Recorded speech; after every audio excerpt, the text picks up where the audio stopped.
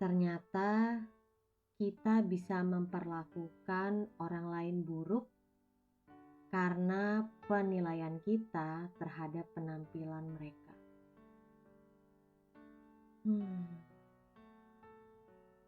Itu sih yang aku ngerti ketika baca firman Tuhan hari ini. Kalau ada orang yang datang pakai cincin emas, pakaian indah, biasanya kita akan menghormati dan memperlakukannya dengan baik. Tapi kalau ada orang miskin, pakaiannya buruk, biasanya kita akan anggap remeh, anggap rendah, dan bicara seperlunya. Kalau bisa, kita bertindak seperlunya aja. Atau mungkin kita memilih untuk tidak ngobrol sama sekali. Tahu nggak sih sebenarnya apa yang sedang kita lakukan? Sadar nggak sih kita bertindak sebagai hakim bagi orang lain, tetapi dengan pikiran kita yang jahat?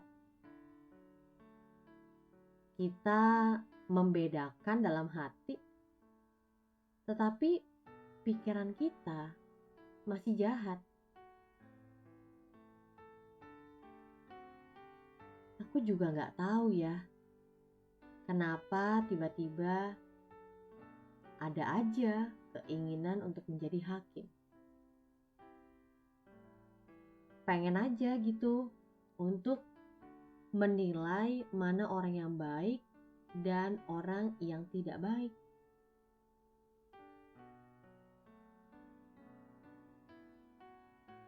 Dan firman Tuhan yang aku baca hari ini bilang, bukankah Allah yang memilih orang-orang yang dianggap miskin oleh dunia untuk menjadi kaya dalam iman dan menjadi ahli waris kerajaan yang telah dijanjikannya kepada barang siapa yang mengasihi Dia? Tetapi kamu telah menghinakan orang-orang miskin. Bukankah justru orang-orang kaya yang menindas kamu dan menyeret kamu ke pengadilan? Bukankah mereka yang menghujat nama yang mulia yang olehnya kamu menjadi milik Allah?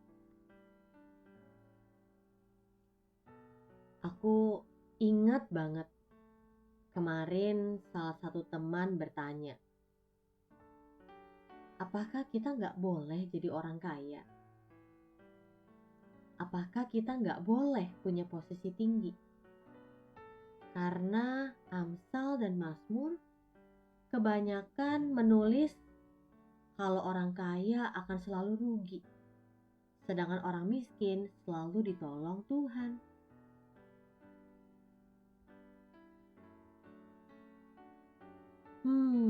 Aku juga berpikir, apakah seperti itu maksudnya? Jadi Tuhan bukan bermaksud kita nggak boleh jadi orang kaya. Kita nggak boleh berkelimpahan. Kita nggak boleh punya pakaian bagus. Tetapi ini bicara tentang orang yang menganggap karena hartanya banyak, maka ia dapat menindas orang lain. Karena hartanya banyak, ia dapat menghujat Allah. Ia dapat melupakan bahwa Allah yang menjadi hakim atas dunia ini.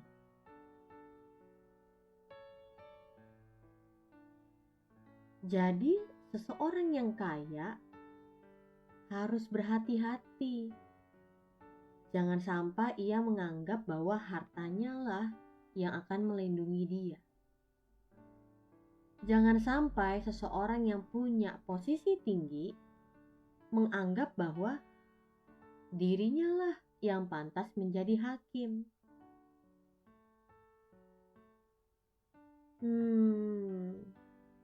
Ya, sekarang aku ngerti. Bukan tentang kaya atau miskin, tetapi apakah kita menghormati Tuhan sebagai hakim satu-satunya di atas dunia ini. Apakah kita menghormati Tuhan sebagai Allah yang mengetahui motivasi hati kita?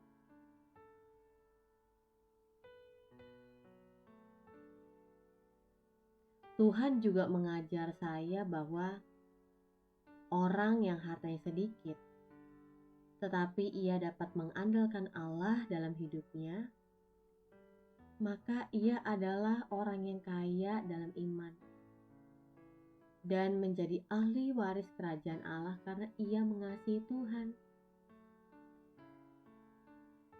Ketika saya bicara seperti ini,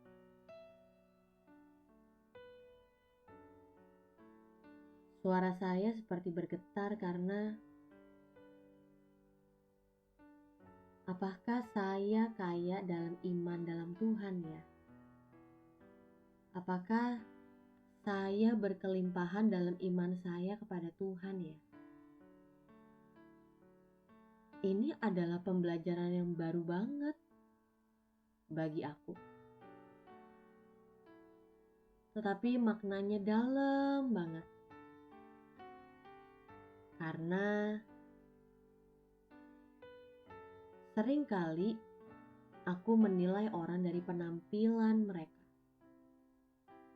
Hingga akhirnya aku gak sadar menjadi hakim bagi orang lain.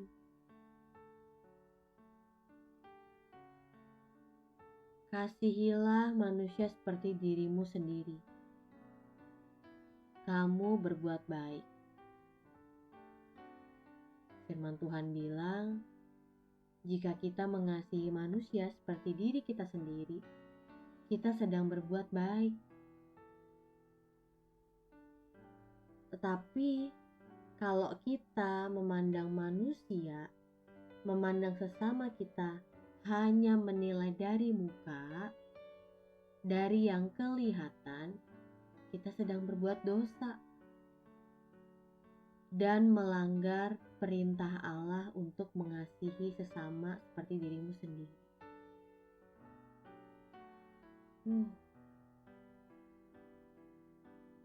Kita gak bisa bilang ke Tuhan,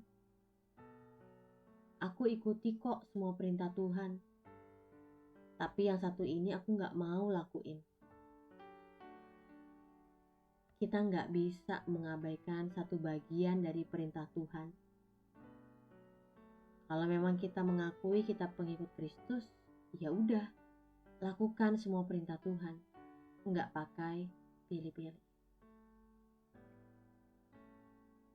Tuhan, ampuni aku kalau dengan mataku, kalau dengan telingaku,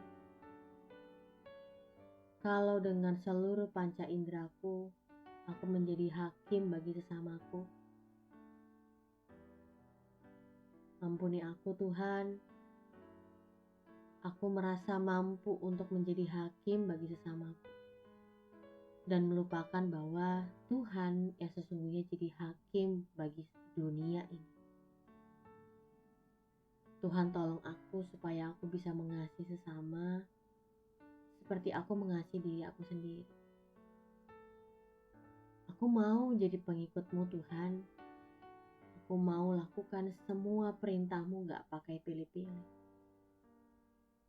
Berikan aku ketekunan, berikan aku kekuatan, berikan aku hikmat, berikan aku keberanian ya Tuhan. Sehingga aku dapat melakukan perintah-Mu dan menyenangkan Engkau